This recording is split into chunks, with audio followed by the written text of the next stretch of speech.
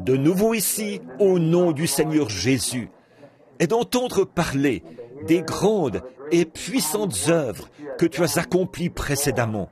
Et nous sommes maintenant dans l'expectative, car cela fait grandir notre foi et nous oint pour croire que ce qui était demandé ce soir sera accordé.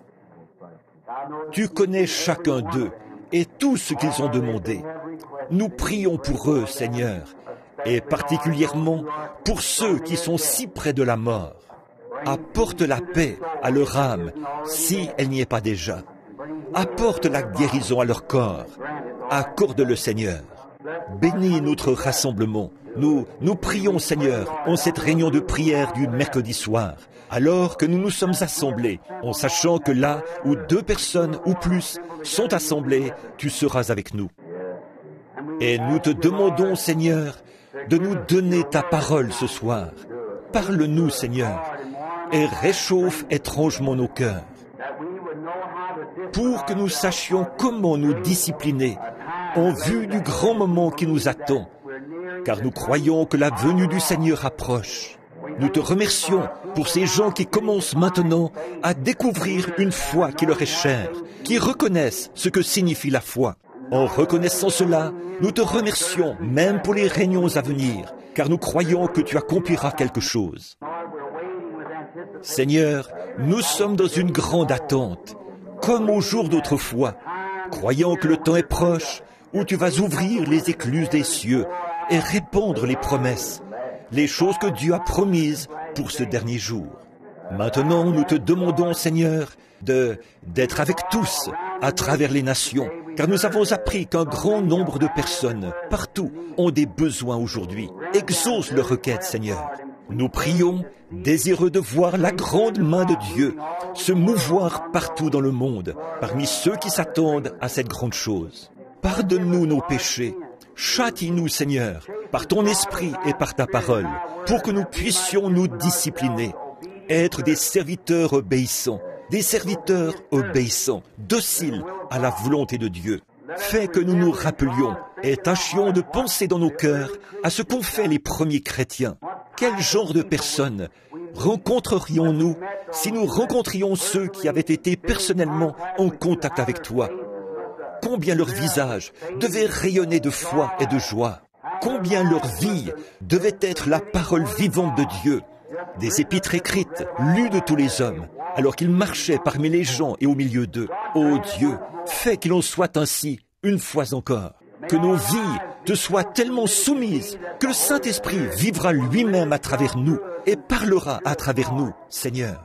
Puissions-nous toujours garder ceci à l'esprit quand nous marchons dans la rue et que nous sommes en contact avec le monde. Nous ne devons pas ressembler à ces gens. Nous nous écartons pour les laisser prendre la place, Seigneur, leur position légitime ici sur terre. Nous restons en retrait, sachant que nous sommes des délégués d'un autre monde. Nous avons un royaume qui sera bientôt au pouvoir, Seigneur. Notre grand roi viendra bientôt prendre le contrôle de tous les royaumes qui sont dans son domaine. Il gouvernera et régnera. Avec lui, ici sur terre, pendant 1000 ans et pour toujours, nous serons avec lui. Avec cela à l'esprit, Seigneur, nous attendons maintenant avec impatience la réponse à nos prières. Nous regardons à notre confession. Si nous avons fait quelque chose, dit quelque chose ou pensé quelque chose qui était contraire à ta grande volonté, que le sang de Jésus-Christ nous purifie. Conduis-nous, Seigneur, comme la sœur le disait ce soir, alors qu'elle et son mari sont en route vers Chicago. Conduis-les, Seigneur Dieu, à l'endroit où tu pourras les utiliser, afin qu'ils soient des faisceaux de lumière pour d'autres qui sont en train de tâtonner dans l'obscurité, qui ne connaissent pas notre Seigneur Jésus.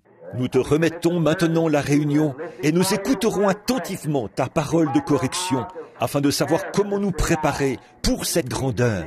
Nous le demandons au nom de Jésus. Amen. Que le Seigneur te bénisse. Merci, frère. C'était un peu imprévu pour moi.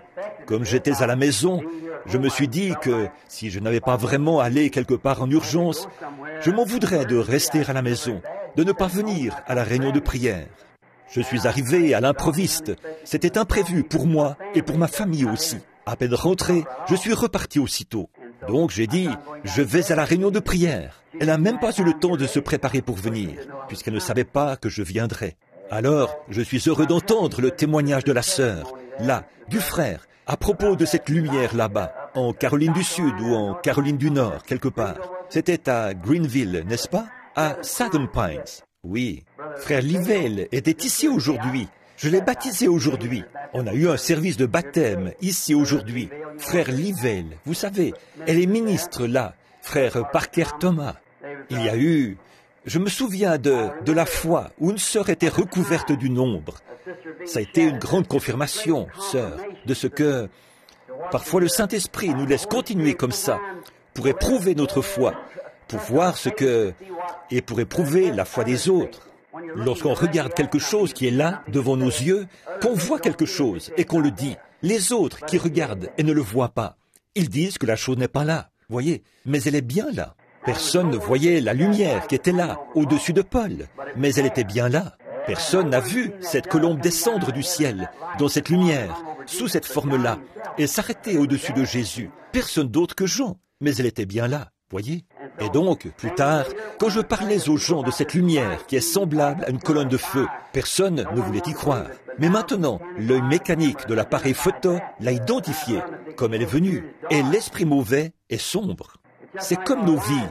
Nous sommes des ombres, et si nous sommes d'une lumière, si nos vies cadrent avec la lumière du jour, nous marchons dans la lumière.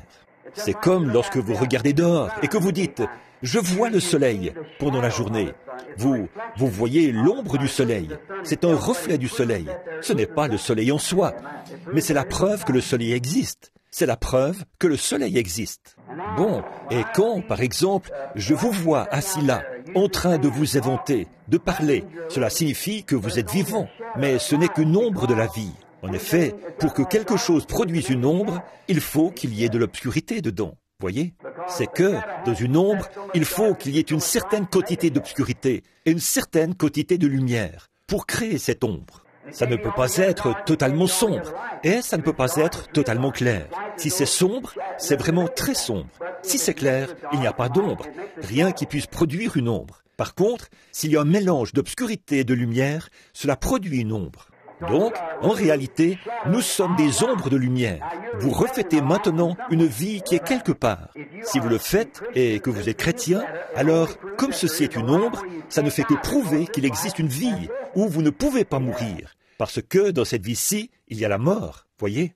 Mais c'est une ombre, puisque vous êtes vivant, un être animé, qui a la capacité de voir, de penser, de bouger, de parler, et qui est muni des 5 sens du corps. Mais vous savez tout de même que ceux-là, ils sont en train de mourir. Et il y a tant d'ennuis. Vous savez que ça ne peut être que... C'est un reflet, voyez, qui indique que la vie et la mort sont entremêlées. La partie physique doit mourir. Mais si vous reflétez par votre vie mortelle la lumière du ciel, alors vous reflétez la vie éternelle, Dieu.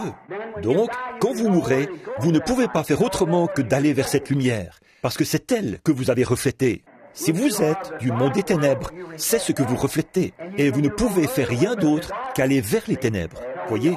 Donc ici, nous sommes un reflet. Alors, nous voyons qu'aussi sûr que le Saint-Esprit reflète la lumière et la vie, eh bien la mort, elle, reflète les ténèbres. Et les voilà tous les deux. D'ici la fin de la semaine, peut-être d'ici dimanche, nous allons faire agrandir la petite photo pour la voir en grand format et qu'on puisse la mettre sur le tableau d'affichage. C'est là que votre photo est accrochée, là-bas, sur le tableau d'affichage. Je ne sais pas si vous l'avez remarqué ou non. Et alors, il y a environ une semaine, en Jamaïque, où j'ai fait du travail missionnaire, nous envoyons des bandes partout dans le monde. Et les 7 sceaux sont arrivés jusque très loin dans l'arrière-pays de la Jamaïque, là, à l'intérieur des terres. C'est très primitif là-bas, à l'intérieur, derrière la montagne bleue. Et parfois, les autochtones, ils ont un magnétophone que nous leur fournissons. Il faut le remonter à la manivelle, comme le vieux gramophone Victrola. Le remonter, puis le laisser jouer, comme ça. Au bout de quelques minutes, quelqu'un doit le remonter. Ce groupe avait une petite batterie une batterie de 6 volts ou quelque chose, qui servait à faire jouer le magnétophone. Ils étaient tous assis ensemble, à peu près le même nombre de personnes qu'ici ce soir, et je crois qu'ils écoutaient les sauts. Et pendant que je parlais, ils ont remarqué que cette même colonne de feu est entrée dans la pièce, s'est dirigée vers l'endroit où se trouvait le magnétophone et s'est arrêtée au-dessus de celui-ci. Ils sont allés chercher un appareil photo et l'ont photographié. C'est exactement la même. La voilà, suspendue juste au-dessus du magnétophone. Nous allons la faire agrandir afin de la mettre sur le tableau d'affichage là-bas et que vous puissiez la voir. Nous sommes si reconnaissants pour la grâce de Dieu qui est entrée dans qui nous a fait entrer dans sa présence en ce jour. Donc, nous sommes reconnaissants pour beaucoup de choses. Là, je pense que je vais regarder ici pour voir si je peux trouver quelques notes ou quelque chose sur quoi j'ai déjà prêché ou trouver un genre Bon, et j'ai noté quelques sujets ici dans un carnet. Si je peux en trouver un, peut-être que le Seigneur me donnera quelques paroles en rapport avec cela pendant que nous prions. Maintenant, nous nous attendons à de grandes choses pour dimanche. J'en ai parlé dans les messages. Et dimanche, je vous ai retenu longtemps sur ce sujet. Pourquoi cries-tu à moi? Parle au peuple et avance. Bon, donc dimanche, ce sera le service de guérison. Nous allons prier pour les malades. Maintenant, quand il est question des malades, quand nous prions pour les malades, s'ils ne sont pas guéris, il y a sûrement une raison à ça. Alors, si le Seigneur le veut, je voudrais aussi apporter une courte prédication dimanche matin. Donc, je vais faire un service de guérison et prier pour tout le monde. Billy Paul ou d'autres personnes seront ici dimanche matin, vers 8 heures, quand l'Église ouvrira ses portes, afin de distribuer des cartes aux gens qui entreront au moment de leur arrivée. Et donc, je veux essayer. Je crois que le Seigneur m'a éclairé un peu sur les raisons pour lesquelles certaines personnes ne sont pas guéries. Je crois que c'est parce que certaines choses n'ont pas été bien comprises. Et je crois que nous parlerons peut-être de ça dimanche matin, si le Seigneur le veut. Maintenant, la réunion de prière du mercredi soir est juste une courte réunion où nous nous rassemblons pour prier, comme nous l'avons fait et où nous nous rencontrons. Des fois, je crois, l'une des grandes choses que je constate aujourd'hui, c'est un manque de sincérité à l'égard de ce que nous croyons. Voyez. Si Dieu, à l'époque de John Wesley, avait fait à cette époque-là ce qu'il a fait aujourd'hui, qu'est-ce que cela aurait produit? Et à l'époque de Martin Luther ou de n'importe qui d'autre, ce que nous le voyons faire et qui a été prouvé à la fois par l'Église, par l'Esprit et par la science, et chaque action, cette émulsion photographique doit le reconnaître. Et voici, la parole de Dieu annonce cela et le déclare avant que cela s'accomplisse. Et là, il agit, il prophétise, et il démontre que la chose même qu'il avait dite, c'est ce qui s'accomplira parfaitement, exactement ce qu'il avait dit. Et malgré tout ça, nous restons assis paresseusement, comme si nous nous demandions, je me demande, est-ce que cela s'applique à moi? Je me demande, est-ce que cela s'applique vraiment à l'Église, dans sa totalité? Ou je me demande, est-ce que je suis réellement inclus dans ceci? Je pense que dimanche matin, j'essaierai de parler de certains de ces principes, ce qui pourra nous éclairer un peu. Maintenant, pour ce soir, j'ai relevé quelque chose que j'ai trouvé ici juste avant de venir. Je me suis dit, et si Frère Neville, en me voyant arriver, disait « Monte ici, viens prêcher » et s'asseyait. Voyez, je me suis dit, je ferais mieux de noter quelques passages de l'Écriture, parce que je sais que c'est un frère vraiment très aimable, et nous l'apprécions. Avant de prier pour la parole qui sera portée, je tiens à souligner la présence d'un frère. En fait, son nom m'échappe pour l'instant. Ils sont 2, ils sont ici. Ce sont des amis à moi. Ce sont des ministres, des évangélistes, présents sur le champ missionnaire. Ils ont entendu ces messages sur les bandes. Ils viennent de différentes églises dénominationnelles. 2 jeunes gens. Et le jeune homme, l'un d'eux, cela a suscité chez lui un intérêt si grand qu'il a pris l'avion pour Tucson dernièrement, là où notre série de réunions touchait à sa fin. Je pense que j'étais au petit déjeuner des hommes d'affaires. Et ce jeune homme, ce brave jeune homme, est venu là-bas. Ils sont du Kansas. Et ils sont venus jusqu'ici afin que je les marie. J'apprécie cela, de penser que des gens puissent croire autant vos prières, croire que Dieu entendra et exaucera. Des jeunes gens qui débutent dans la vie, comme ceci. Et quand ils sont arrivés, hier, pour que je les marie, ils se sont heurtés à la loi de l'État de l'Indiana, qui leur exige de rester 3 jours ici dans l'État avant de pouvoir se marier, même si on leur a déjà fait les analyses de sang. Donc, ils ne peuvent pas se marier avant vendredi matin. Je demanderais à notre frère, là, au bout de la rangée, de bien vouloir se lever pour se présenter, lui et sa charmante petite dame, ainsi que le frère à côté d'eux.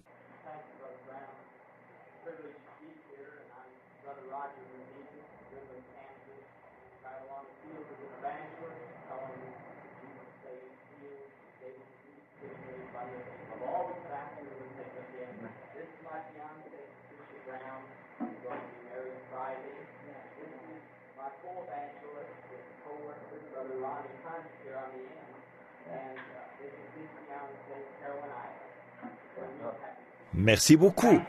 Nous souhaitons de tout cœur à ces jeunes ambassadeurs au service de l'œuvre du Seigneur Jésus, que les bénédictions de Dieu les accompagnent, leur donnant encore plus d'élan sur le chemin. Alors je songeais, en attendant la venue du Seigneur, en voyant des jeunes hommes et des jeunes femmes qui ont dans le cœur l'objectif de servir Christ. Cela me ravit, voyez, de les voir aller de l'avant comme ceci. Que le Seigneur vous bénisse abondamment, mes frères et sœurs. Maintenant, lisons dans ce petit livre que je n'avais encore jamais utilisé pour prêcher. Et c'est le livre de Philémon, qui n'a qu'un seul chapitre.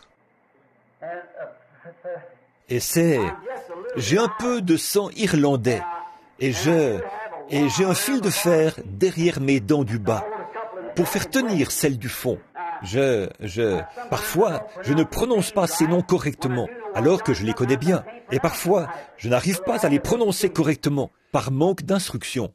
Donc, quelqu'un a dit, là-bas au fond, Philémon, ce qui, je pense, est vraiment la bonne prononciation. Maintenant, le premier verset. J'aimerais juste en relever 1 ou 2 mots. Paul, prisonnier de Jésus-Christ. Et c'est ce que je veux prendre comme sujet ce soir, si le Seigneur le veut. Prisonnier. Maintenant, difficile d'imaginer Paul se considérer comme un prisonnier. Un homme né libre, rempli du Saint-Esprit, mais pourtant il se dit prisonnier. Or, nous voyons, quand il s'adresse aux Corinthiens, Paul, apôtre de Jésus-Christ. En une autre occasion, Paul, serviteur de Jésus-Christ, par la volonté de Dieu. Quand il parle à Timothée, il y a différentes personnes.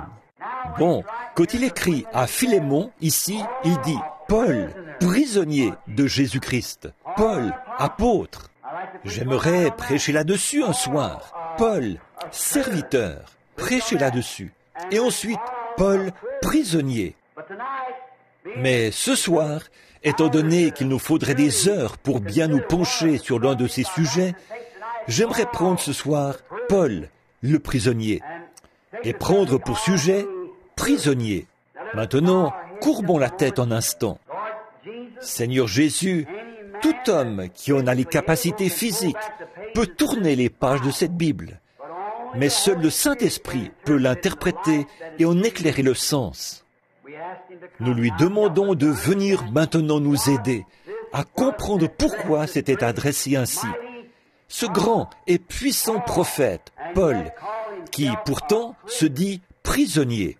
Puisse le Saint-Esprit nous révéler ceci alors que nous nous attendons à lui. Au nom de Jésus-Christ. Amen.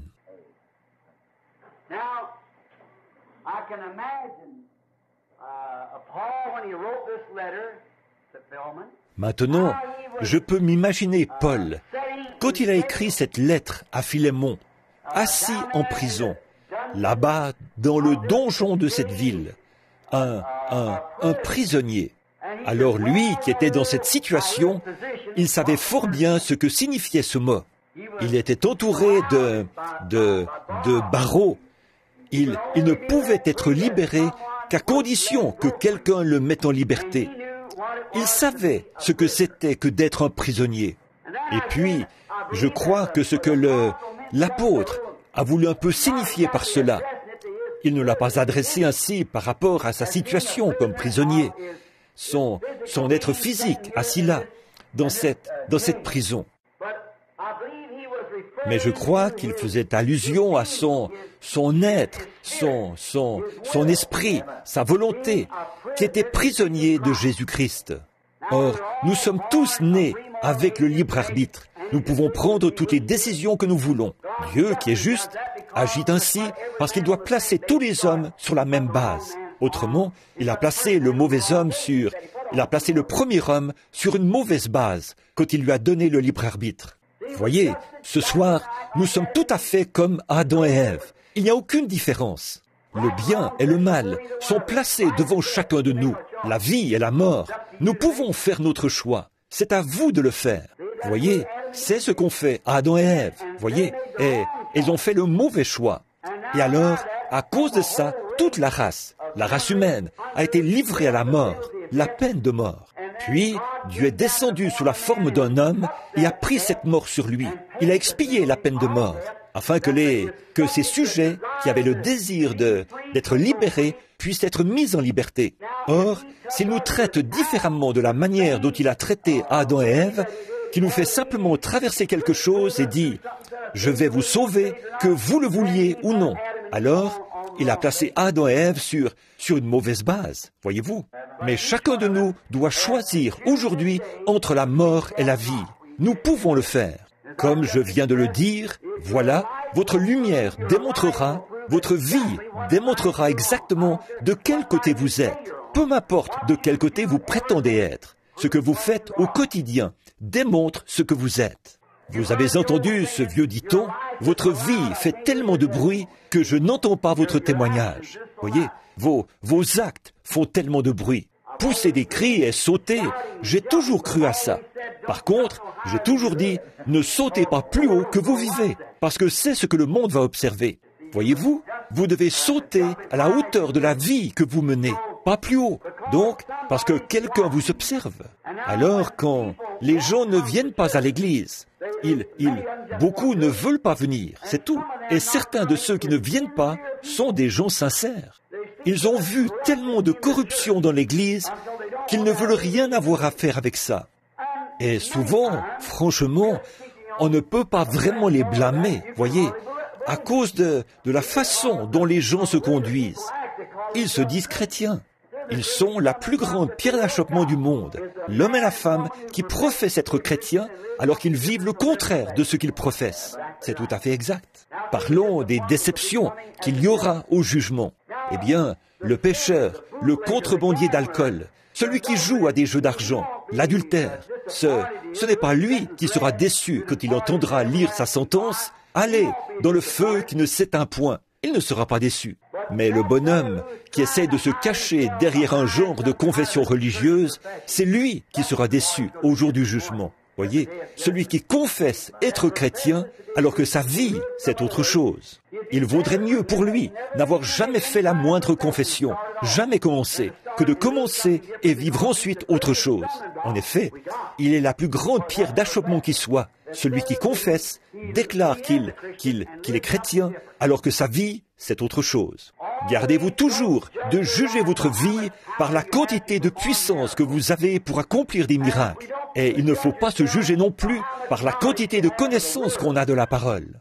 Mais jugez-vous toujours en regardant en arrière et en faisant un inventaire pour voir le genre de fruits que porte la vie que vous menez en ce moment. Voyez, il y a quelque temps, à une réunion des hommes d'affaires à Phoenix, en Arizona, j'ai justement pris comme sujet de prédication le reflet de Jésus, refléter la vie chrétienne.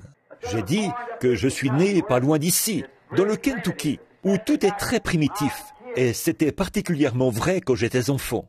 Et un certain petit garçon n'avait pas de maison comme celle que nous avons ici, où tant de jolies dames doivent se regarder dans des miroirs placés partout dans la maison pour bien arranger leurs cheveux et tout. Mais lui, il n'avait qu'un petit miroir, rien qu'un petit bout de miroir accroché à un arbre de hun, à l'endroit où se trouvait la tablette pour se laver, là où sa mère et son père se lavaient et se peignaient les cheveux et tout. en se servant du petit bout de ce vieux miroir accroché à un arbre. En fait, c'est ce genre de maison-là que nous avions. Si quelqu'un voulait se voir dans le miroir, nous les enfants, nous devions aller chercher une caisse et monter sur une tablette dont on se servait pour se laver. Et ensuite, se regarder dans ce bout de miroir que j'avais moi-même ramassé dans une décharge. Ça, ce n'était pas dans le Kentucky, c'était dans l'Indiana, pas loin d'ici, sur Utica Pike. Alors, comme ça, cet enfant ne s'était encore jamais vraiment vu. Et le voilà en ville, en visite chez sa grand-mère. Et en parcourant la pièce, la grand-mère avait une maison où il y avait un miroir plein de grandeur sur la porte. Donc, en courant dans la pièce, le petit garçon a vu un autre petit garçon en face de lui. Et ce petit garçon courait, lui aussi. Alors, il a eu l'idée de s'arrêter pendant quelques minutes pour voir ce que le gamin allait faire. Et quand il s'est arrêté, le petit garçon s'est arrêté. Quand il a tourné la tête, le petit garçon a tourné la tête. Il s'est gratté la tête. Le petit garçon a gratté la sienne. Finalement, il s'est approché pour examiner. Et il s'est retourné. Sa mère l'observait et sa grand-mère, tout étonnée. Il a dit, « Mais, maman, c'est moi !» Alors, j'ai dit ceci. Nous aussi, nous reflétons quelque chose. Voyez, notre vie présente un reflet. Et maintenant, si nous vivions au jour de Noé, de quel côté serions-nous? Quel côté aurions-nous choisi à cette grande époque où Noé a vécu? Quel côté aurions-nous choisi au jour de Moïse? Quel côté au jour d'Élie, le prophète? Alors que le monde entier avait été englouti dans une grande masse de modernisme, à l'image de cette Jézabel moderne, qui s'était débarrassée de tous les serviteurs du Seigneur en les entraînant dans la voie de la mondanité. L'Église et les sacrificateurs s'inclinaient tous devant elle. Auriez-vous choisi le côté de la popularité ou auriez-vous été du côté d'Élie?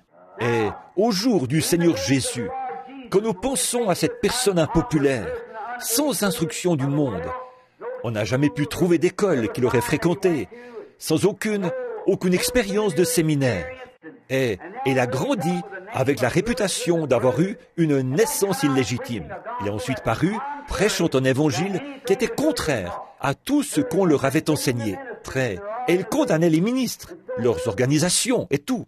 Alors, les organisations avaient fait cette déclaration. Quiconque ira, ne serait-ce qu'écouter ce soi-disant prophète, sera exclu de la synagogue.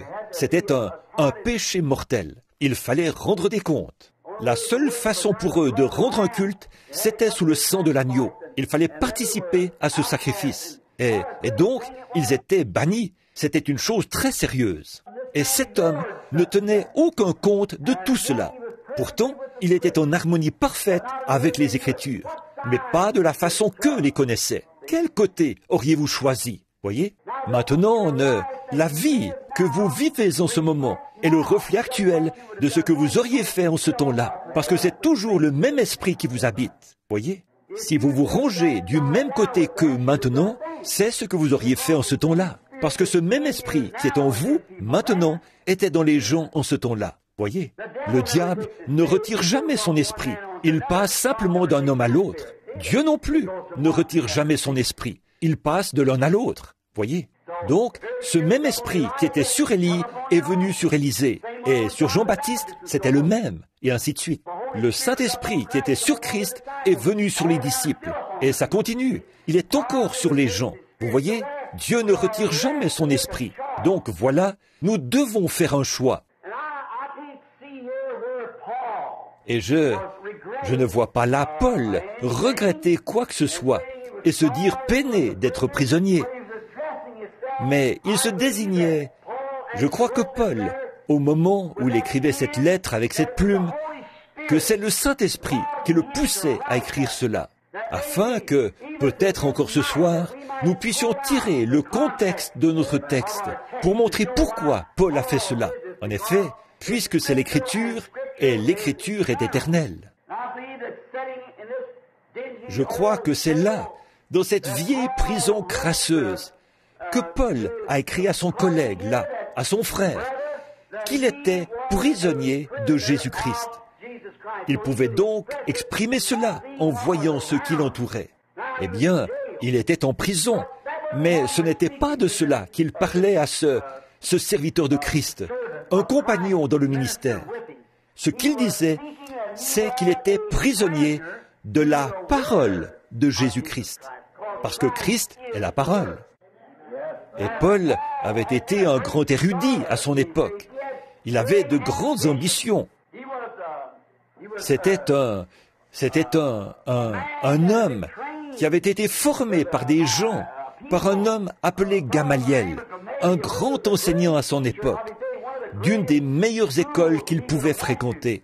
Par exemple, comme nous, on dit Wheaton ou Bob Jones ou quelques grandes écoles fondamentalistes.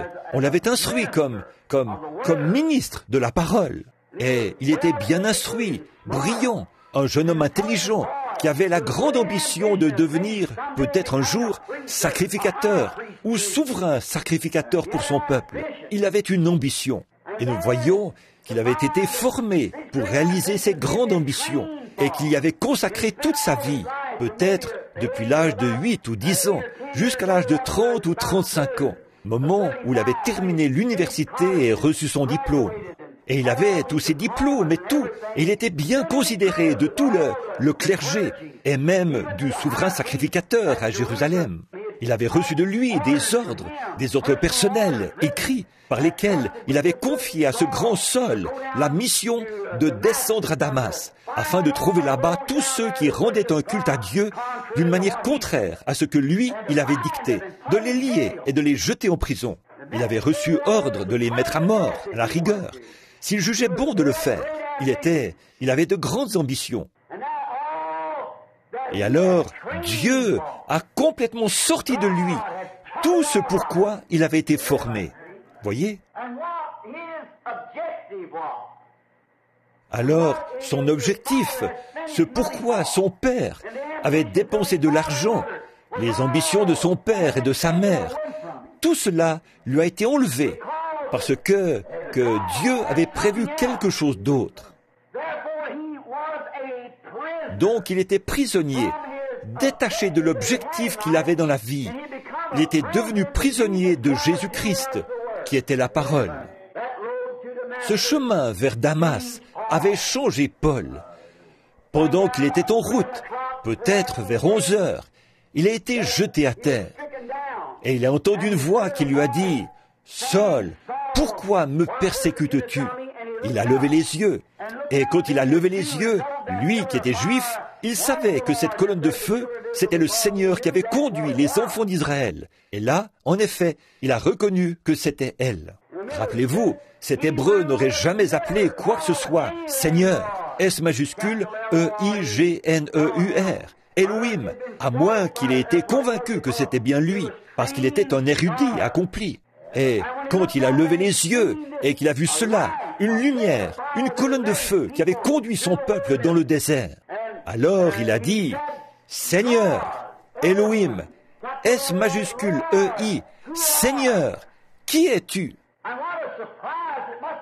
Quelle surprise cela a dû être pour ce théologien, dire « Je suis Jésus », celui-là même à qui il s'était tant opposé. Quel revirement!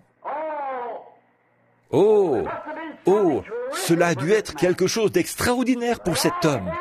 Lui qui avait toutes ses ambitions. Il a découvert tout à coup que ce qu'il faisait là, c'était persécuter. Ses ambitions l'avaient mené à s'éloigner davantage de la chose principale qu'il voulait accomplir.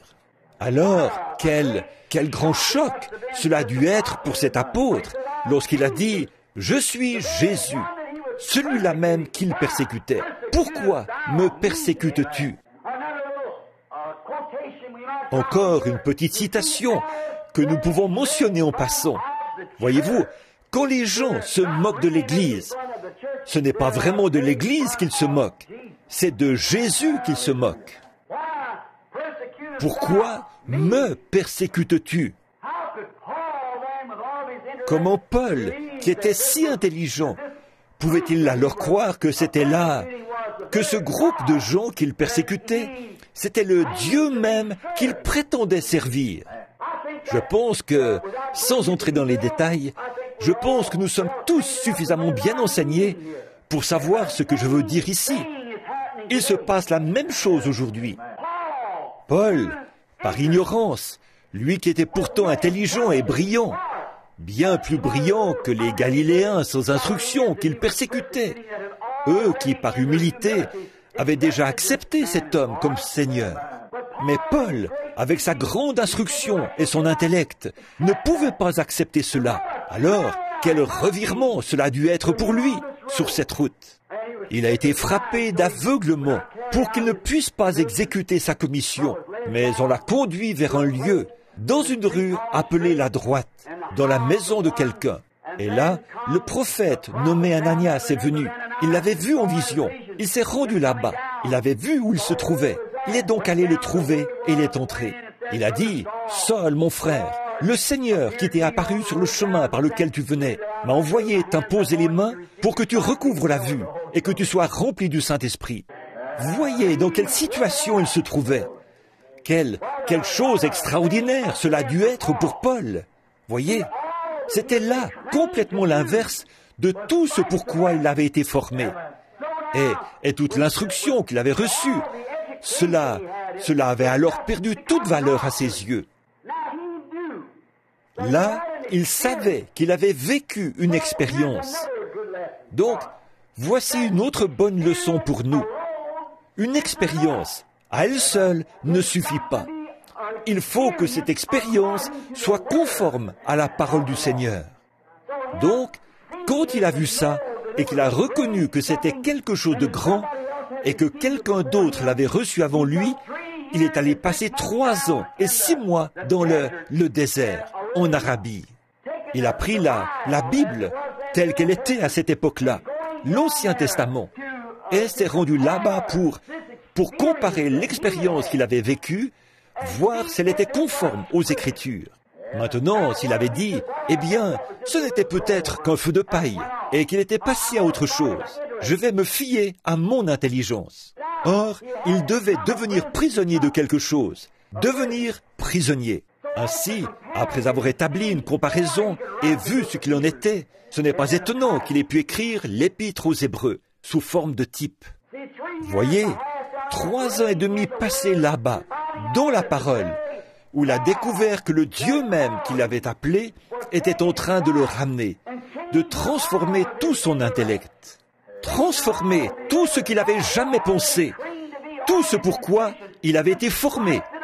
Toute son ambition lui a été ôtée et il est devenu prisonnier. L'amour de Dieu avait été si extraordinaire et une telle révélation qu'il ne pouvait pas s'en détacher. Voilà la véritable expérience de chaque vrai croyant qui rencontre Dieu.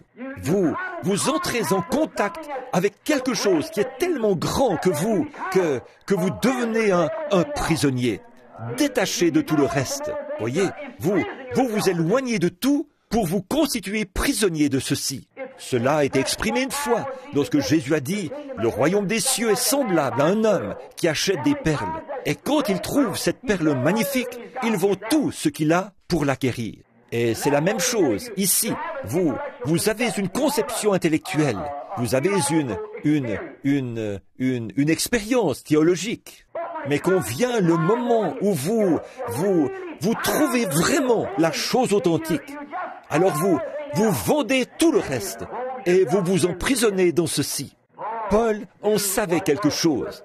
Il a constaté qu'il était attelé à quelque chose.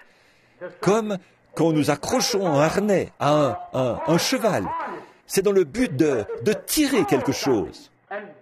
Et Paul le savait, suite à cette expérience et à ces 3 ans et demi passés à mettre en parallèle avec la Bible l'expérience qu'il avait vécue. Il a pris conscience que Dieu l'avait choisi et qu'il l'avait attelé par le Saint-Esprit.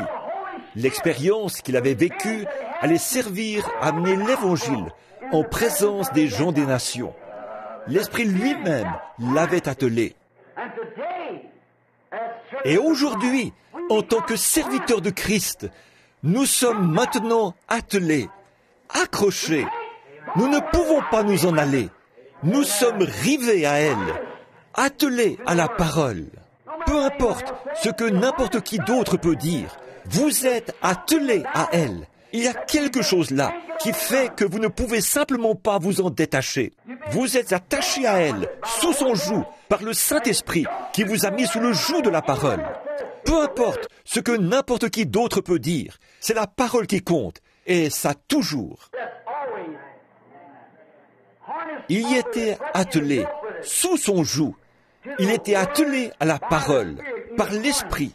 Il avait appris là-bas, derrière le désert d'Arabie. Alors, toutes ces anciennes choses, ses expériences et son ambition, il avait été dépouillé de ces choses. Maintenant, c'est ce que nous voyons aujourd'hui. Nous devons d'abord être dépouillés. Et les gens ne veulent pas être dépouillés. Le frère méthodiste veut conserver un peu de son enseignement méthodiste. Oui, le frère baptiste veut conserver un peu de son enseignement baptiste. Voyez ?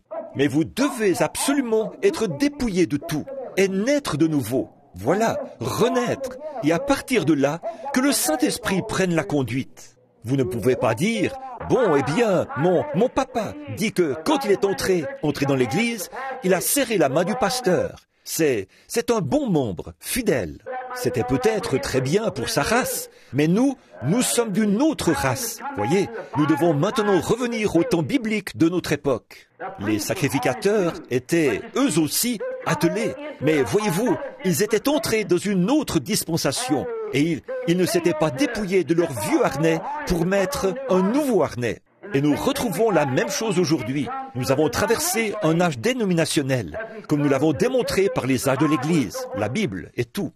Mais nous arrivons maintenant dans un âge libre, où le Saint-Esprit lui-même descend, démontre ce qu'il est et se fait connaître, accomplit chaque promesse qu'il a faite. Oh là là, quel temps glorieux! Et il savait que, autre chose, il savait qu'il ne pouvait pas aller à des endroits où, en étant attelé à ceci, où il voulait aller. Il savait que son ambition l'attirait parmi des frères où il était le bienvenu. Mais il était contraint par l'Esprit à faire quelque chose d'autre. Il ne s'appartenait plus. Peut-être que quelqu'un pouvait dire, « Frère Saul, frère Paul, nous voulons que tu viennes par ici, parce que nous avons la plus grande église, nous avons l'assemblée la plus nombreuse, tu auras d'énormes offrandes et tout. » Mais il était contraint par l'Esprit. Il pensait, « J'ai un frère là-bas, je voudrais aller sauver ce frère, le conduire au Seigneur. » Mais l'Esprit le contraignait à aller ailleurs. Il était prisonnier. C'est exact. Oh Dieu, fais de nous ce genre de prisonniers-là. Délivre-nous de notre propre ambition égoïste, de nos propres jugements et de notre meilleure façon de penser, pour que nous soyons prisonniers de Jésus-Christ. Je pense que c'était là une grande déclaration. Je suis prisonnier de Jésus-Christ. Et souvenez-vous, il est la parole. Voyez ? Peu importe ce que n'importe qui d'autre peut penser, c'est la parole qui compte. Voyez ? Si vous êtes prisonnier de la parole, aucune dénomination ne peut vous en détacher. C'est la parole qui compte. Vous en êtes prisonnier. Voilà tout. Vous devez agir comme elle agit. Donc, il ne pouvait pas aller à certains endroits où il aurait voulu aller. Parce que, pourquoi ? L'Esprit le lui interdisait. Vous vous rappelez, souvent Paul a essayé d'aller quelque part. Il se disait, je pourrais faire de grandes réunions là-bas. Mais l'Esprit le lui interdisait. Alors, n'est-ce pas là une preuve, une déclaration qui indique clairement que Paul était prisonnier de Jésus-Christ, attelé à sa parole, par l'Esprit. Oh, j'aime ça, oui. Il était lié par une chaîne, par des fers d'amour, pour qu'il fasse la volonté de Dieu, et elle seule. Il était prisonnier. Il était enchaîné dans des fers d'amour. Il était attaché à Christ, sous son joug. Il ne pouvait pas se mettre sous un autre joug. Il était attaché à lui, sous son joug. Alors, il devait aller là où la conduite allait, peu importe combien le pâturage était vert, de ce côté-ci ou de ce côté-là. Il devait aller dans la direction du conducteur et du joug. Oh, ce soir, si seulement nous, du Branham Tabernacle, nous pouvions devenir prisonniers, renoncer à notre propre être égoïste, à notre propre ambition, pour nous abandonner complètement et nous mettre sous son joug. Peu importe ce que pense le reste du monde, ce que fait le reste du monde, nous sommes sous un joug, dans des chaînes d'amour, nous sommes prisonniers. Mes pieds sont tellement sous le joug de Christ qu'ils refusent de danser.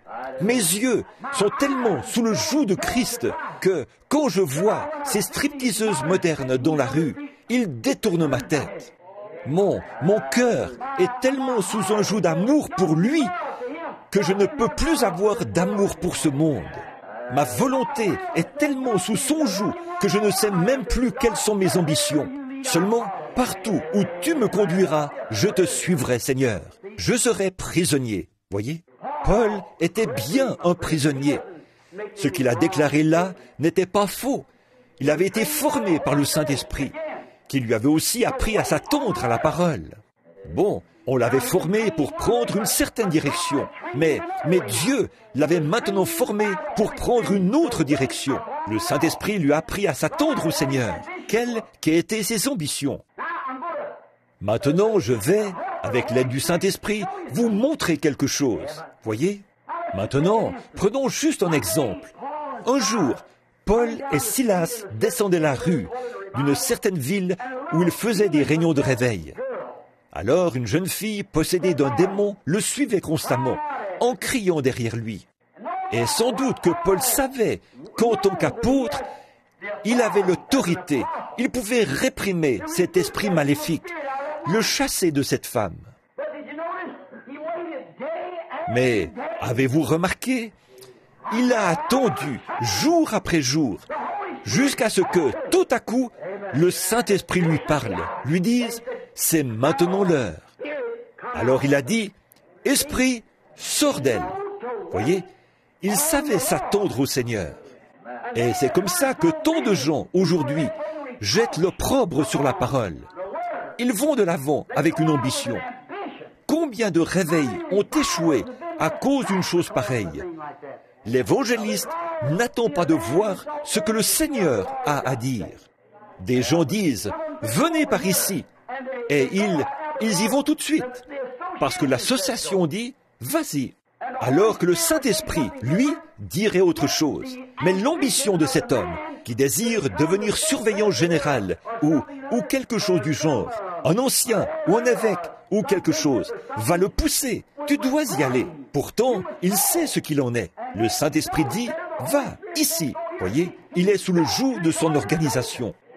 Il est prisonnier de cette organisation. Mais s'il est sous le joug de Christ, il est conduit par le Saint-Esprit. Il est sous un joug prisonnier. Peu importe ce qui est dit ailleurs, ça ne change rien. C'est un airain qui résonne et une cymbale qui retentit. Il n'écoute que la voix de Dieu et il ne parle que lorsqu'elle se fait entendre. Il ne dit rien. Quelqu'un dit, oh, frère Jones, frère Roberts ou quelques-uns de ces grands hommes de notre pays aujourd'hui, comme Tommy Hicks ou Oral Roberts ou frère Tommy Osborne, certains de ces grands évangélistes. Si quelqu'un disait « Hé, viens par ici, Tommy, tu es un grand homme de Dieu » ou « Oral, j'ai un oncle qui est couché par ici, il est cloué au lit, il est malade, je voudrais que tu viennes, je crois que tu as la force de le guérir. » Voyez? Et peut-être que le Saint-Esprit lui dit « Pas maintenant ». Mais cependant, l'amitié qui le lie à cet homme l'oblige à aller avec lui. S'il n'y va pas, il devient un ennemi de cet homme. Cet homme dit, eh bien, il est allé chez un tel guérir cet enfant ou ce garçon. Je sais qu'il l'a fait. Et moi, qui suis son ami depuis des années, tu vois, il n'a pas voulu venir chez moi. Mais si, par le Saint-Esprit, il est contraint à ne pas y aller, il a intérêt à ne pas y aller. S'il est sous le joug de Dieu, il aime son ami, mais il a intérêt à être sous la conduite du Saint-Esprit pour y aller, parce qu'autrement, ça ne servira à rien. Cela m'est arrivé bien des fois. Mais Paul attendait simplement que l'Esprit lui dise ce qu'il devait faire. Il a dit qu'il attendait l'Esprit. Un soir, il prêchait. Il est reparti de là. Il a vu un homme infirme. Et tout à coup, l'Esprit lui a parlé. Alors il a dit, « Je vois. » De quelle manière? De la même manière qu'il avait vu qu'ils allaient échouer sur une île. Voyez? Je vois que tu as la foi pour être guéri. Lève-toi sur tes pieds. Jésus-Christ t'a guéri. Voyez? Voilà. Il était sous un joug. Il avait peut-être fait là-bas une série de réunions de réveil d'une semaine, sans que rien ne se produise. Mais il a quand même attendu que le Saint-Esprit parle. Voyez, il était sous le joug de cet appel. Là vous dites, « Frère Branham, vous êtes en train de condamner ce que vous disiez dimanche. Vous disiez avoir attendu tout ce temps. Mais souvenez-vous, c'est le Saint-Esprit qui m'a parlé là-bas, sur la route, qui m'a dit, « Je te renvoie parmi les malades et les affligés. » Voyez, c'est par obéissance au Saint-Esprit. Bien sûr, je n'y suis pas allé tant qu'il ne m'a pas dit de le faire. J'attendais un ainsi dit le Seigneur, d'avoir reçu un ainsi dit le Seigneur. Ça, c'est autre chose, voyez. Alors ça change tout, oui. Il attendait la parole du Seigneur. Il a été contraint par l'Esprit à ne faire que ce que Dieu lui dictait. Et c'est là qu'il est devenu prisonnier de Jésus-Christ. Mes amis, si seulement nous pouvions devenir prisonniers. Je sais qu'il fait chaud, mais j'aimerais citer quelques personnages de plus, si vous le voulez bien. J'en ai inscrit à peu près 6 ou 8 ici. Mais j'aimerais juste mentionner 1 ou 2 autres personnages. Prenons le personnage de Moïse. Il était né libérateur. Et il le savait qu'il était né libérateur. Mais avant que je parle de Moïse, j'aimerais faire cette déclaration. Dieu doit amener tout homme qui veut le servir fidèlement à être son prisonnier, toujours. L'homme doit abandonner toutes ses ambitions, tout ce qu'il est, tout, sa vie, son âme, son corps, sa volonté, ses ambitions et tout le reste. Devenir entièrement prisonnier de Christ, qui est la parole, afin de servir Dieu. Il vous faudra peut-être aller à l'encontre de ce que vous dicte votre bon sens. Peut-être pensez-vous que, dans une certaine organisation, ils vous élèveront et vous donneront quelque chose de prestigieux qui vous fera vous démarquer. Mais vous vous retrouvez dans quel état? Au bout d'un moment, vous vous retrouvez vaincu. Tant que Dieu n'a pas trouvé cet homme disposé à devenir son prisonnier. Dieu cherche des prisonniers.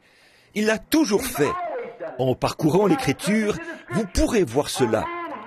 L'homme doit être prisonnier de Christ, envers et contre tout. Donc, vous ne pouvez être rattaché à rien d'autre qu'à Christ, pas même à votre père, à votre mère, à votre frère, à votre sœur, à votre mari, à votre femme, à qui que ce soit. Vous n'êtes rattaché qu'à Christ, qu'à lui seul. Et alors Dieu peut vous utiliser. Tant que vous n'en viendrez pas là, c'est impossible.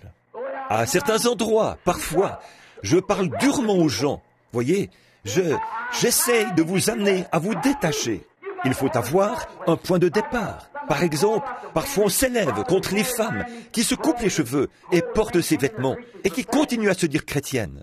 Vous dites, ça, c'est insignifiant. Eh bien, il faut commencer quelque part. Alors commencez juste là, par votre ABC. Voyez, commencez du moins par vous détacher de cette apparence mondaine et devenez prisonnière de Christ. Continuez simplement à vous détacher de tout jusqu'à ce qu'enfin le dernier lien ait été rompu. C'est là que vous êtes prisonnier. Alors, vous êtes sous son emprise. Il vous a sous son emprise. Donc, Moïse savait qu'il était né pour être le libérateur. Il le savait. Et avez-vous remarqué, avec l'ambition que Moïse avait, sachant que sa mère lui avait dit cela là-bas, car elle était sa nourrice. Moïse, cet enfant qui lui était né, sans doute que sa mère lui avait dit, « Tu sais, Moïse, quand ton père Amram et moi, nous avons prié sans cesse, nous savions et nous avions vu dans la parole que c'était le temps de la venue d'un libérateur. Et nous avions prié, « Seigneur Dieu, nous voulons voir ce libérateur. » Une nuit, le Seigneur nous a dit, dans une vision, que tu naîtrais et que tu serais le libérateur. Nous n'avons pas craint l'ordre du roi. Peu nous importait ce que le roi disait. Nous savions alors que tu étais né libérateur. Or, Moïse, nous savions que nous ne pourrions pas t'éduquer comme il faut. Maintenant, souvenez-vous, ils avaient été là-bas, en Égypte, pendant 400 ans. Voyez? Alors nous voulions te procurer la chose qu'il faut, l'éducation qu'il faut, la formation qu'il faut. Donc, je t'ai pris et t'ai mis dans une petite arche, et je t'ai confié au Nil. Et, chose étrange, les courants ont entraîné cette petite arche à travers les roseaux et les joncs, et l'ont emportée là-bas, à des kilomètres, l'ont dirigée tout droit dans le palais de Pharaon, où se trouvait la fille de Pharaon, le bassin où elle se baignait. Et alors, je savais qu'elle aurait besoin d'une femme pour t'élever. Et à cette époque-là, bien sûr, il n'avait pas de biberon pour nourrir les bébés. Il fallait donc trouver une nourrice. Alors, et c'est Myriam que j'ai envoyée là-bas. Et cette nuit-là, elle a dit, je sais où trouver une nourrice. Et elle est venue me chercher.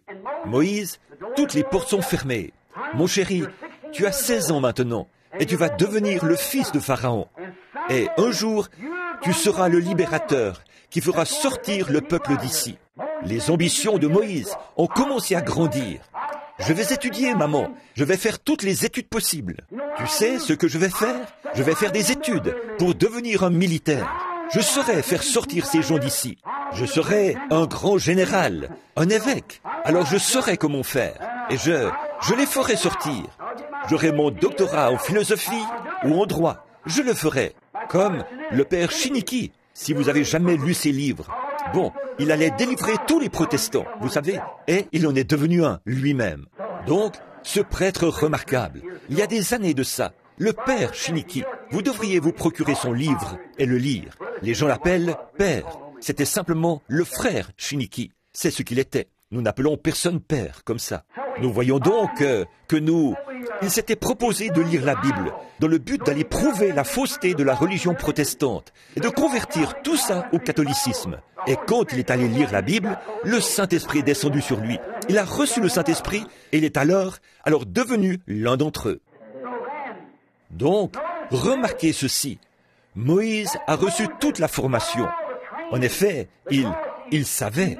Il était tellement brillant, tellement instruit, tellement intellectuel, si bien que personne, qu'il pouvait même enseigner aux Égyptiens, qu'il pouvait même enseigner à leurs psychologues, il pouvait enseigner à leurs généraux la force des armes. C'était un grand homme, et sa grandeur amenait les gens à craindre Moïse. Oh, quelle érudition! Oh là là! Il était archevêque, ou peut-être un genre de pape. C'était un grand monsieur, et c'était un homme puissant. Et il savait qu'il était né pour accomplir cela, et il s'était préparé, avec grande ambition, à le faire. Tout comme aujourd'hui, je ne dis pas que les hommes qui reçoivent leur formation dans ces écoles-là, je ne dis pas que, par exemple, ici, dans l'Ouest, maintenant, ils vont construire une école de théologie de 150 millions de dollars. Voyez, les pentecôtistes, une école de 150 millions de dollars. À mon avis, ça devrait aller à des missionnaires sur le champ de mission. Voyez. Mais quoi qu'il en soit, ils font quoi quand ils sortent de là? Ils sont quoi? Une bande de rikis. Tout à fait. Alors, c'est dans cet état-là qu'ils en sortent. Ça a toujours été comme ça, pour tous les autres. Et là, c'est pareil. Voyez? Maintenant, nous voyons qu'alors, Moïse, avec toute sa formation, et qu'aujourd'hui, avec toute la formation qu'on reçoit, on produit de grands évêques et tout. Avec cette grande et haute ambition, on fait quoi? Nos ambitions deviennent à peu près comme celles de Moïse. Voyez? Dieu, avant qu'il puisse avoir cet homme dans sa main, il lui a fallu le dépouiller de son ambition. Il lui a fallu le dépouiller de toute sa formation. Oui, il est allé là-bas et il a délivré, il a tué un Égyptien. Et là, quand il l'a fait, il a constaté qu'il avait eu tort. Il ne devait pas faire ça. Ce n'était pas la manière de faire. Alors Dieu a dû le conduire dans une région sauvage, dans le désert, un lieu désertique. Si vous remarquez, c'est assez étrange. Les gens à qui Dieu veut donner un message, il les conduit au désert. Il a conduit Paul au désert pour le former, pour lui faire connaître le sens de cette grande vision, là, dans le désert. Va dans tel désert. Et il est resté là-bas jusqu'à ce que Dieu lui ait pleinement fait savoir ce qu'il devait faire. Et Moïse, à son époque, il l'a conduit dans le désert. Il l'a maintenu là-bas pendant 40 ans. Il l'a dépouillé de toute sa théologie et de toute son ambition. Oh, quel moment! Là, il a pu regarder en arrière et constater son échec. Et nous, ce soir, en voyant notre ambition, nous devrions vraiment faire la même chose. Regardez les campagnes de guérison. Dès que le Seigneur, il y a quelques années, a fait quelque chose pour commencer à restaurer la guérison aux malades et tout. Tout le monde, toutes les organisations, parce que ce n'était pas venu dans leur organisation à eux. Il fallait qu'il se trouve un guérisseur. Et qu'est-ce qu'on a fait? Regardons ça un instant. On a fait la même chose que Moïse. On est allé là-bas, on a tout essayé pour fabriquer un genre de miracle. Je flaire une maladie. J'ai du sang dans ma main. Et on fabrique un miracle. Voyez? Et on se retrouve avec quoi? Certains de ces hommes-là, les nerfs mis à rude épreuve, au point qu'ils craquent. Ils deviennent de vrais ivrognes, des névrosés, et leur tête n'y est plus. Les voilà complètement revirés de l'ordre, de l'objectif du pentecôtisme. Ils sont carrément revenus, encore une fois, à celui de créer des organisations et ce genre de choses. Voyez, qu'est-ce qu'on a fait? On a tué un Égyptien. À peu près ça, c'est vrai. Et on a essayé, on s'est efforcé, on a payé, on a travaillé dur. On a passé des nuits entières dans des réunions de prière jusqu'à en perdre la voix. Et on a cherché à fabriquer quelque chose, à mousser quelque chose, toutes sortes d'activités de ce genre. Et on constate que c'est un échec total. Nous devons retourner au désert, c'est vrai. Oui, monsieur. On craque et on se démène. Pourquoi ne pas capituler? C'est ce que vous devez faire, voyez, retourner là-bas et capituler. Eh bien, on a fait la même chose que ce que Moïse avait fait. Ça ne sert à rien. Au bout de 40 ans, il s'est retrouvé prisonnier de la parole de Dieu. Qu'est-ce que nous cherchons à faire quand la grande bénédiction est arrivée et la manifestation de toutes ces grandes choses dont Dieu nous avait parlé? Du fait qu'il faut que nous naissions de nouveau, qu'il faut que nous recevions le Saint-Esprit, du baptême au nom de Jésus-Christ et de toutes ces choses-là. Voyez-vous, les gens, au lieu de s'en tenir à cette parole, d'être attelés à elle, qu'est-ce qu'ils font? Ils ont commencé leur propre théorie dénominationnelle, qui s'était déjà avérée être un échec. Elles cherchent à fabriquer quelque chose qui aurait un air de vérité. Je ferais mieux de m'arrêter juste là. Voyez, je suis sûr que vous avez assez de sagesse pour savoir ce que je veux dire. Voyez? Mais enfin, regardez ce que cela a produit. Réfléchissez. Nous avons quoi ce soir? Rien d'autre qu'une nation pleine de gens organisés. Ils nient les Écritures de Dieu. Ils qualifient la vie du Saint-Esprit, disent que c'est de la télépathie mentale. Ils refusent à tout ça l'accès à leur Église. Et ils ne vous permettent pas de dire un seul mot à propos de la semence du serpent, de la sécurité éternelle et des choses que le Saint-Esprit a révélées et a prouvé être la parole. J'ai lancé défi après défi, que l'on vienne m'en démontrer la fausseté. Ils ont quoi? La même chose que Luther, que tous les autres, voyez, ils ont tué un Égyptien. Qu'est-ce qu'il faut? Qu'est-ce qui est arrivé? Peut-être qu'il a amené un homme à commencer à arrêter de voler, ou peut-être être fidèle à sa femme. Mais comme ça, qu'est-ce que vous avez fait de lui? Un membre d'église. Venez vous joindre à notre groupe. Voyez? Cet homme mort et puant. C'était le seul résultat qu'il pouvait présenter, comme succès après 40 années de formation. Un Égyptien puant est allé là en décomposition, mort. C'est à peu près la même chose ce soir. Voilà le seul résultat que nous pouvons présenter. Après ce réveil qui s'est répandu partout, pour ainsi dire, on n'a qu'une bande de membres d'église puants, qui ne connaissent pas plus Dieu qu'un Hottentot ne connaîtrait une nuée égyptienne. C'est vrai. On leur parle de la parole de Dieu. Ils disent, je ne crois pas à ça. Ils disent, peu m'importe ce que vous dites, je n'y crois pas. Voyez? C'est une chose terrible que de devoir présenter un tel résultat après toutes ces tensions, ces luttes et tout que nous avons connu. Peut-être que nous pourrions présenter une grande école, mais elle est morte. Nous pourrions présenter une organisation, mais elle est morte.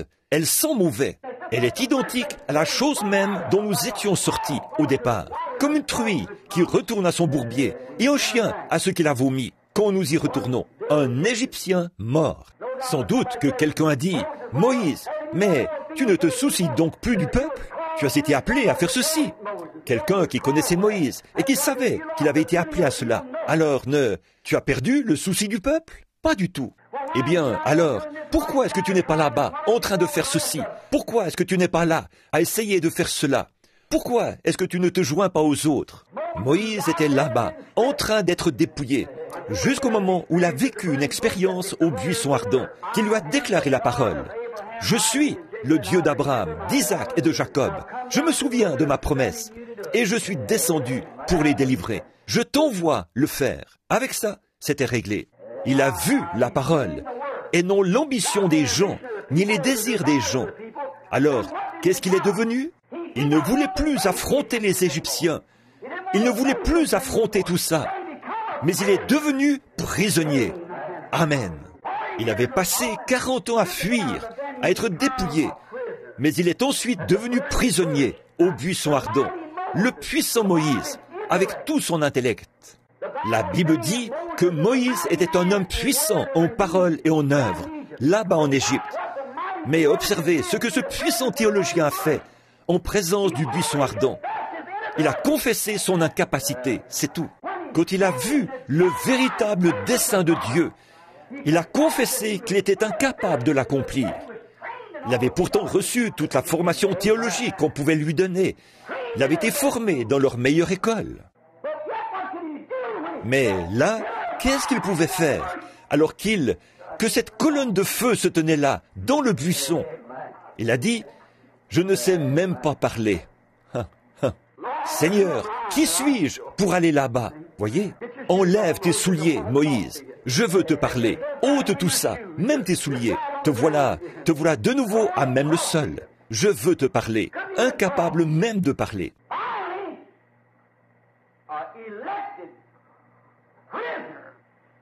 Enfin, un prisonnier élu, un prophète élu, tout comme Paul avait été élu. Moïse avait été élu, un libérateur. Et là, enfin, Dieu avait fait de son sujet élu son prisonnier. Oh, alléluia! Il pouvait seulement avancer à mesure que la parole de Dieu le faisait avancer. Qui, leur dirais-je, m'a envoyé? Je suis. Comment y arriverai-je? Je serai avec toi. Oui, Seigneur, comme tu voudras. Me voici. Oh là là. Et voilà, il est prisonnier. Il va à l'encontre de sa propre manière de penser. Eh bien, il avait été formé pour commander une armée. Épées en l'air, demi-tour, formé pour l'action, chars en ordre de bataille, lance en avant, chargez. C'était comme ça qu'il comptait prendre le contrôle. C'était la formation qu'il avait reçue. Mais il a dit, de quoi vais-je me servir? Il a dit, qu'y a-t-il dans ta main? Un bâton. Dieu fait parfois des choses qui, pour la pensée humaine, sont carrément ridicules. Voyez? Un bâton à la main, la barbe qui pendait, âgé de 80 ans, sa femme sur un mulet, tenant un enfant sur sa hanche, ses petits bras qui pendaient, la chair toute flasque, un bâton, seule sa tête était bien haute, car il avait l'ainsi dit le Seigneur. Pourquoi? Il avait enfin été ancré. Il était prisonnier. J'avancerai seulement quand la parole me fera avancer. Je parlerai seulement là où la parole parle. Où vas-tu? J'ai reçu une seule commission. Aller devant Pharaon et, au moyen de ce bâton, lui montrer que Dieu m'a envoyé. Amen. Et après, que feras-tu? Il pourvoira à ce qui doit être fait ensuite, après que j'aurai fait cela. Voilà, c'est ça. Vous n'avez qu'une seule chose à faire ce soir. C'est la première étape. Vous abandonner, devenir prisonnier. Ne pensez pas à vous ou à quelque chose d'autre. Devenez prisonnier. Moïse est devenu prisonnier. Il a confessé qu'il ne savait même pas parler. Quand Dieu l'a enfin eu dans sa main, alors il pouvait seulement avancer où Dieu le faisait avancer. Là, il lui avait déclaré sa parole. Il a reconnu que c'était la parole. Alors il s'est soumis à la parole. Et là, le Saint-Esprit, Dieu, a attelé Moïse à la volonté de Dieu. Avec Paul, il a fait la même chose, pas vrai? il a attelé Paul, ce petit juif sarcastique au nez crochu, qui avait des doctorats écrits partout sur son visage. Mais il a dit, je vais lui montrer ce qu'il devra souffrir pour la parole. Voyez? Et alors Paul, assis là, en voyant la parole, en voyant que c'était Jésus, il a levé les mains et est devenu attelé à lui.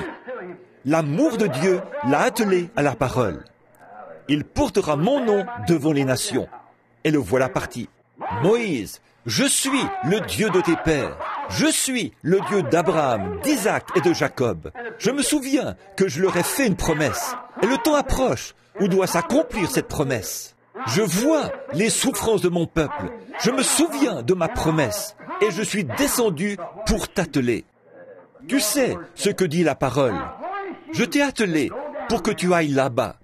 Je t'ai attelé à une puissance pour que tu ailles là-bas délivrer mon peuple.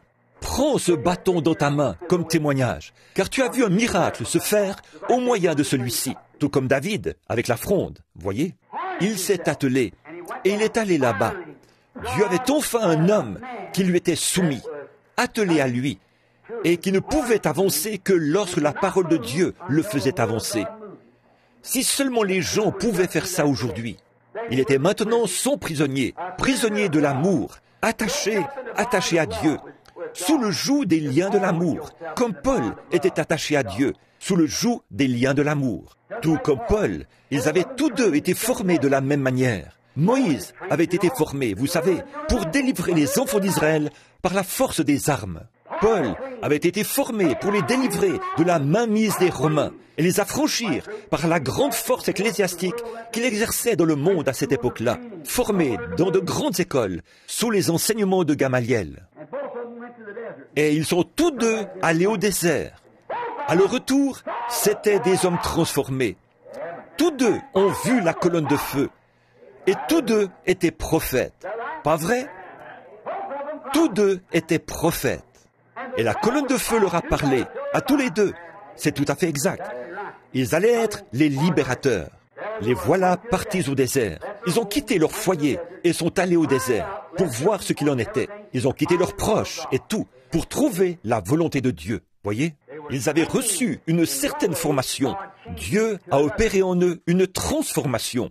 Et il leur a fallu devenir entièrement prisonniers, afin qu'ils n'agissent pas comme ils le voulaient, mais qu'ils agissent comme Dieu voulait qu'ils agissent.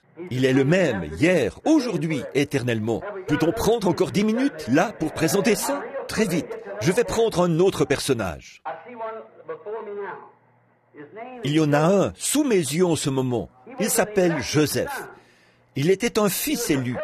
Il était un type parfait de Jésus-Christ. Il était né prophète. Lui aussi, c'était un prophète, voyez? Alors, il pouvait voir des visions. Et quand il était encore tout jeune, il avait eu une vision. Il s'était vu assis sur un trône, et ses frères se prosternaient devant lui, voyez? Mais remarquez, il s'est cru quelqu'un d'important, voyez? Et tout, mais qu'est-ce que Dieu est obligé de faire? La même chose que ce qu'il avait fait à tous les autres. En effet, Moïse était un libérateur. Paul était un libérateur. Et là, Joseph était un libérateur. Il a sauvé son peuple de la famine. Qu'est-ce que Dieu a été obligé de faire, dans son cas? De le mettre en prison, le mettre directement en prison. Oui, monsieur. Souvenez-vous, il avait été vendu par ses frères à un Égyptien. Il l'avait vendu à Potiphar. Et Potiphar lui a donné un petit peu de liberté. Mais soudainement, elle lui a été ôtée. Et il était là, dans cette prison, à pleurer, pleurer. Dieu devait le dépouiller. Maintenant, remarquez, mais je crois que pendant tout ce temps, dans cette prison, il se rappelait que, d'après la vision qu'il avait eue, il allait s'asseoir sur un trône et ses frères allaient se prosterner devant lui, parce qu'il savait que son don venait de Dieu. Il savait que cela devait s'accomplir. Si seulement nous pouvions garder cela à l'esprit, selon la parole de Dieu, en ces derniers jours, il aura une église, il aura un peuple, et ces choses qu'il a promises, il va les exécuter. Il a dit qu'il le ferait, et nous vivons en ce temps-là. Nous y sommes. Il cherche simplement à nous amener à être de vrais prisonniers maintenant, enfermés avec lui. Vous avez entendu ce vieux cantique qu'on chante, et là, je suis tout seul avec Dieu. Je désire être tout seul avec Dieu. Eh bien, c'est de là que m'est venue cette pensée. Être tout seul avec Dieu, rien d'autre. Vous avancez seulement quand Dieu dit qu'il faut avancer. Vous faites seulement ce que Dieu vous dicte. Voyez, alors là, vous êtes tout seul avec Dieu. Maintenant, souvenez-vous, il réfléchissait. Lui aussi, il était devenu un échec total à ses yeux. Malgré tout ce qu'il connaissait, tout ce qu'il comprenait et tout, il était devenu un échec total. Ça n'avait pas marché. Il s'est retrouvé dans une situation où là, personne n'allait l'écouter. Il était prisonnier. Voyez, il a été placé dans une situation où les incroyants n'allaient pas du tout croire. Voyez-vous ce que je veux dire? Son ministère était sans effet. Les gens détournaient la tête. Ils ne prêtaient aucune attention à lui qui était en prison. Quel bien son ministère pouvait-il faire? Il aurait beau se tenir derrière les barreaux de la prison et leur prêcher. Ils poursuivraient leur chemin, voyez, mais il était devenu prisonnier. Et Dieu l'a gardé prisonnier jusqu'à ce que la roue soit parfaitement alignée. Il a dit, voici l'homme qu'il me faut. Gloire, un échec total. Enfin, Dieu est venu à lui dans sa prison. Comme à Paul, comme à tous les autres, il est venu à lui. Et pour le sortir de là, il a utilisé le don qu'il lui avait donné. C'est vrai, il l'a fait sortir de sa prison. Qu'est-ce qu'il a fait? Dès qu'il l'a fait sortir de sa prison, le roi lui a donné le pouvoir. Son roi, aux côtés duquel il était assis, sous sa conduite. On l'a sorti de la prison et on lui a donné le pouvoir, si bien que tout ce qu'il disait devait s'accomplir. Amen. Dans sa prison, il se souvenait constamment qu'il était né dans un but. Il allait s'asseoir aux côtés d'un roi. Tous les autres allaient fléchir le genou devant lui. C'est ce que sa vision lui avait annoncé. Amen. Mais avant que sa vision puisse être totalement accomplie, il devait devenir prisonnier. Amen. Ensuite, il est devenu un chef. Quand il est sorti de sa prison et qu'il est devenu prisonnier de la parole de Dieu, il pouvait seulement prononcer les paroles que Dieu mettait dans sa bouche. Et Dieu agissait maintenant à travers lui. Remarquez que Moïse avait le pouvoir de lier les princes de Pharaon, s'il le voulait. Si vous dites à cette montagne, ôte-toi de là, il avait le pouvoir de lier les princes de Pharaon, qu'ils soient diacres, anciens ou même représentants de l'État, peu importe ce qu'ils étaient. Qu'ils disent, je vous lie, et ils étaient liés. C'était réglé. Il pouvait le faire par sa propre parole, selon son bon plaisir. Amen. Gloire à Dieu. Oh, il ne me reste plus qu'environ 3 minutes si je veux tenir parole. Alors, nous voyons qu'il est passé de prisonnier du monde à prisonnier de Dieu. Même chose pour Paul, même chose pour Moïse, de prisonnier de sa propre manière de penser à prisonnier de Dieu. Et quand il est sorti, il avait la puissance de Dieu. Et quand il est devenu Paul, quand Moïse a abandonné sa propre manière de penser, qu'il en était dépouillé, il est devenu prisonnier de la parole de Christ. Il ne pouvait avancer que là où vous dites Christ, il regarda l'opprobre de Christ comme des trésors plus grands que ceux de l'Égypte. Donc, il était prisonnier de Christ, tout comme Paul l'était. Rappelez-vous, ils étaient tous les 3 prophètes, voyez, et ils ont dû être dépouillés de leur propre manière de penser, afin de devenir prisonniers de la volonté et des voies de Dieu. Et puis, rappelons-nous, là, il avait le pouvoir de lier par sa propre parole. Il avait le pouvoir de délier par sa propre parole. Il pouvait dire, « Je te délie au nom de mon roi. » Amen. Pharaon avait fait de Joseph son fils. Les prisonniers de son amour, Christ, ont fait ses fils. Et il leur donne le pouvoir, la même chose que ce qu'il avait. Jean 14, 12. Celui qui croit en moi, voyez, fera lui aussi les œuvres que je fais, et il en fera même davantage. Alors celui qui est prisonnier de l'amour de Christ reçoit ce pouvoir de son roi, qui est Christ. Amen. Et je vous le dis en vérité, si vous dites à cette montagne, ôte-toi de là, et si vous ne doutez pas dans votre cœur, mais croyez que ce que vous avez dit arrive, ce que vous aurez dit vous sera accordé. Si vous demeurez en moi, et que ma parole demeure en vous, si vous êtes sous mon joug, parce que sa parole et lui, c'est la même chose.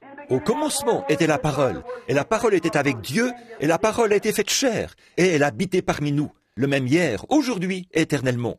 Si vous demeurez en moi, pas ici et là, demeurez en moi, et que ma parole demeure en vous, demandez ce que vous voudrez, ou dites ce que vous voudrez, cela vous sera accordé. Il avait le pouvoir. Remarquez, avant qu'il sorte, il a dû être emmené pour être rasé.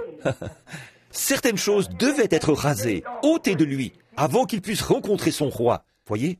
Oh, parfois Dieu emmène son peuple comme ça, pour les raser, ôter d'eux un peu de leur propre volonté, leur montrer qu'ils ne peuvent pas faire tout ce qu'ils voudraient faire. Vous savez ce que je veux dire? Ils ne sont pas libres de faire ce qu'ils veulent faire.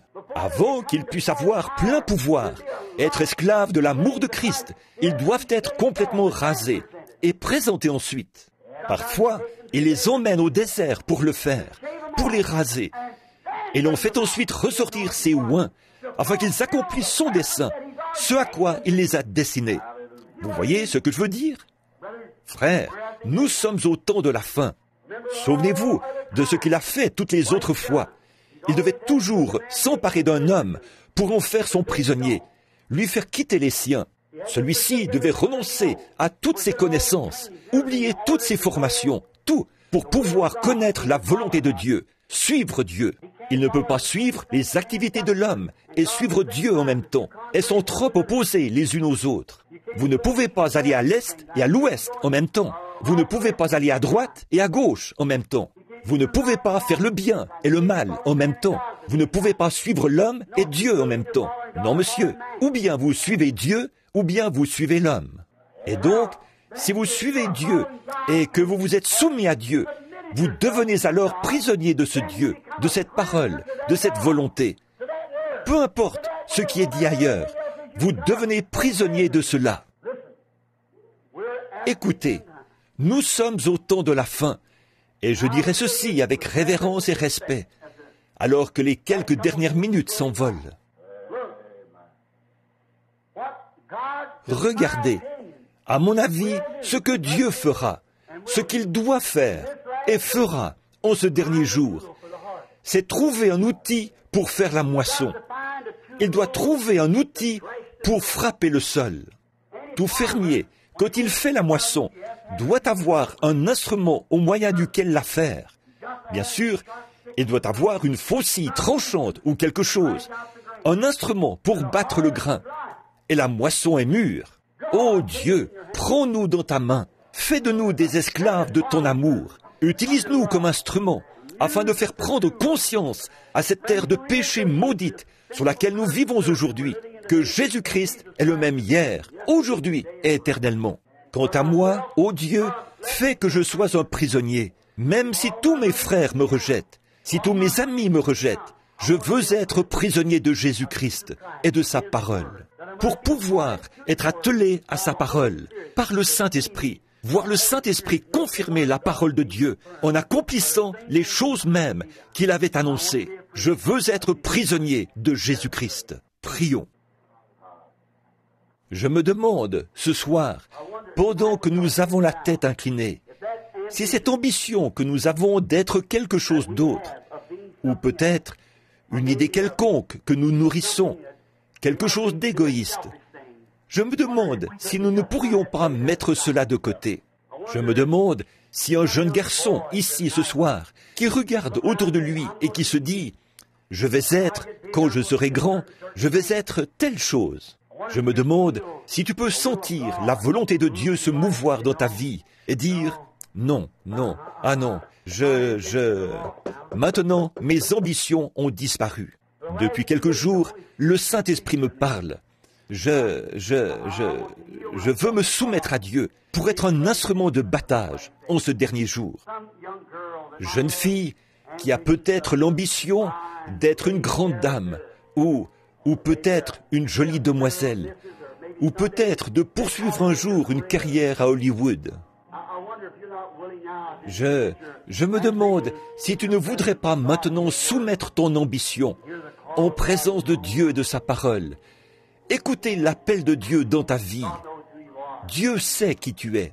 Je me demande s'il y aurait un ministre tout près, ou un serviteur, quelqu'un qui est actif dans l'Église. Je ne suis ici que de temps en temps. Je ne connais même pas le tiers des gens qui sont assis ici ce soir, mais de la petite poignée de gens qui se trouvent ici. Je me demande s'il y aurait quelqu'un comme ça ici, et que vous voudriez dire, peu m'importe ce qu'on dit, je suis esclave de Dieu à présent. Je vais prêcher sa parole, malgré tout. Que mon organisation me mette à la porte, ça m'est égal. Je vais quand même m'en tenir à cette parole. Je vais le faire. Ma volonté, c'est la volonté de Dieu. La volonté de Dieu, c'est ma volonté. Je vais être prisonnier de Jésus-Christ. Par sa grâce et avec son aide, je le serai. Réfléchissez à ça pendant que nous avons la tête inclinée. Combien ont cette ambition ce soir? Voulez-vous lever la main? Voici la mienne également. J'abandonne tout. Maintenant, avec la tête inclinée, doucement, là, pendant que vous réfléchissez en ce moment, pendant que vous priez. Oui, prends tout, Seigneur. Oui, prends tout, Seigneur. Entre tes mains, j'abandonne tout avec bonheur. Oui, prends tout. Est-ce que vous êtes vraiment sérieux? Je veux être prisonnier. Oui, prends-moi, Seigneur. Emmène-moi dans la maison du potier ce soir. Mets-moi en morceaux et façonne-moi à nouveau. Tes mains, j'abandonne tout avec bonheur.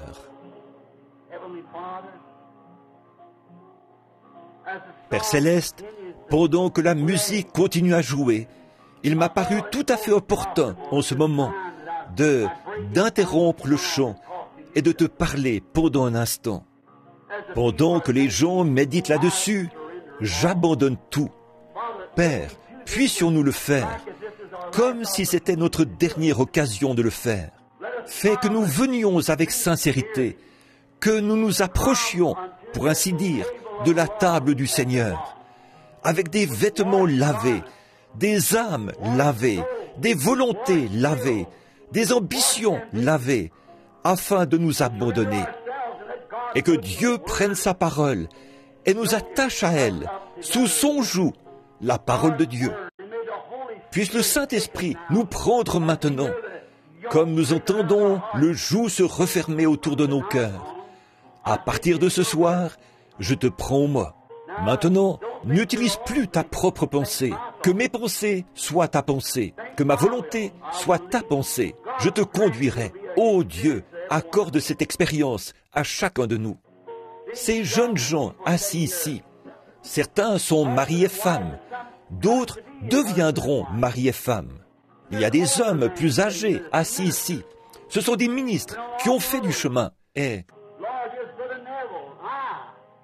Seigneur, il y a ici Frère Neville, moi-même, presque au sommet de l'échelle de la vie. Nos jours sont maintenant comptés. Nos pas se font plus prudemment qu'avant. Nous regardons où nous posons le pied. Nous n'avançons pas d'un pas aussi sûr, physiquement parlant, qu'avant. Mais Seigneur, comme nous voyons que cette vie mortelle est à son déclin, alors aucun de nos pas n'est sûr si tu ne nous tiens pas la main. Maintenant, ô Dieu, prends-nous, d'accord? Prends notre cœur et notre volonté entre tes mains et fais que nous devenions prisonniers de la parole. Ce soir, prisonniers de Christ, puissions-nous mener des vies saintes ici-bas. Que ces femmes, ces jeunes femmes, ces jeunes hommes, garçons et filles, abandonnent leur vie, Seigneur, et que leur ambition devienne l'ambition de servir Jésus-Christ. Fais que nous devenions prisonniers de sa grâce et sa volonté divine. Accorde-le, Seigneur. C'est tout ce que je peux faire, Seigneur. Ces petites paroles entrecoupées, je veux croire que tu les harmoniseras. En effet, il fait chaud ici et les gens veulent écouter, mais il fait vraiment chaud. Et beaucoup doivent rentrer chez eux et aller au travail de bonne heure. Mais puissent ces semences reposer là, dans leur cœur, prisonniers. En rentrant à la maison, qu'ils disent à leurs femmes, avant qu'ils soient sur le point de s'agenouiller pour prier, cet après-midi ou ce soir, au chevet du lit, qu'ils se regardent l'un l'autre et disent « Chérie, qu'en penses-tu ce soir? Sommes-nous vraiment devenus prisonniers de Christ et de sa volonté ou agissons-nous selon notre propre volonté ?» Puissent les jeunes hommes et les jeunes femmes, partout, particulièrement ceux qui ont écouté le message ce soir, se poser cette même question. Suis-je prêt à devenir prisonnier, à renoncer à ma propre vie? Celui qui sauve sa vie la perdra, mais celui qui perdra sa vie à cause de moi la trouvera. Père, nous savons ce que cela signifie, devenir ton prisonnier, perdre nos propres ambitions et nos propres désirs au profit des tiens, et nous avons alors la vie éternelle. Accorde-le, Seigneur. Tout ce que je peux faire maintenant, c'est de remettre tout cela entre tes mains, et puis cela fructifier et produire de grands instruments pour la moisson du dernier jour. Des hommes et des femmes, des garçons et des filles, abandonnés à l'entière volonté de Dieu, devenus prisonniers de Jésus-Christ, de son amour, enchaînés à Christ par les chaînes de l'amour divin. Nous le demandons en son nom.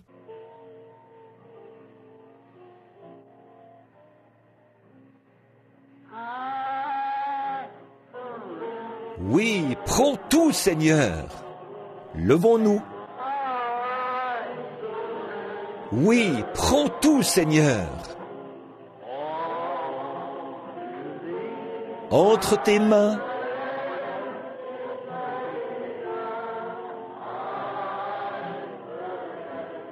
disons-le encore, les yeux fermés et les mains levées. Oui, prends tout, Seigneur. Oui, prends tout, Seigneur. Entre tes mains, j'abandonne tout avec bonheur. Maintenant, courbons la tête et, avant d'entonner le cantique que nous chantons au moment de nous séparer, revêt-toi du nom de Jésus. Je vais demander à ce frère qui est ici, son nom m'échappe, la sœur qui a témoigné au sujet de la vision des ténèbres qui venaient sur elle et qui a été guérie. Et souvenez-vous, en regardant en arrière, le voile avait disparu. C'est sa foi qui a accompli cela. Frère, voulez-vous, s'il vous plaît, terminer la réunion par la prière et demander à Dieu de nous bénir?